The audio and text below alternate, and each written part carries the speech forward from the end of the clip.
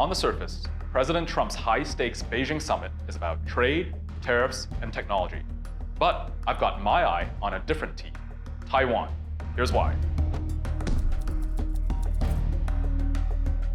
Trump's Beijing Summit is the first by a US president in nearly a decade, since President Trump himself visited the Chinese capital in 2017 during his first term.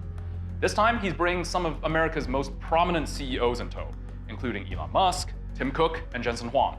This is a full state visit, and President Xi will be pulling out all the stops.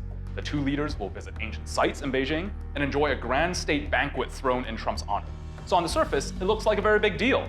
On substance, however, the summit is structured around easy wins. Both sides will announce purchase commitments and continue trade discussions, and there'll be plenty of handshakes between Trump and his friend Xi. But don't let the warm welcome or Trump's Silicon Valley entourage fool you. Unlike their first Beijing Summit in 2017, Trump is coming into this meeting wanting Xi's help. Trump is over 2 months into a costly war with Iran, a key Chinese partner in the Middle East, and one that has triggered a global energy shock and pulled US military resources away from Asia. He will likely ask Beijing to pressure Tehran to lift the blockade on the Strait of Hormuz, to come to the negotiation table in earnest, and to get a nuclear deal done. That's a tall order, and one that Xi is both unlikely and unwilling to fully deliver on. And yet, the request will give Xi leverage, and Xi knows it. And he very well might ask President Trump for something big in return, something as big as Taiwan. And this is where the summit could become a genuine game changer. President Trump has already shown more flexibility than any US president on delaying arms sales and engaging with Beijing on the Taiwan issue. Could Xi push further and ask Trump to explicitly state his opposition to Taiwan independence?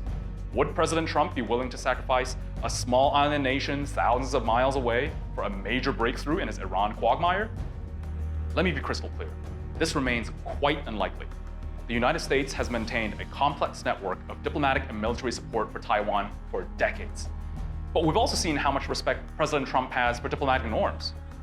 If President Trump agrees to a major concession on Taiwan, it will be the single most consequential outcome of the entire summit, more significant than any soybeans, planes, chips, or any of the other nominally headline issues of the Beijing meeting.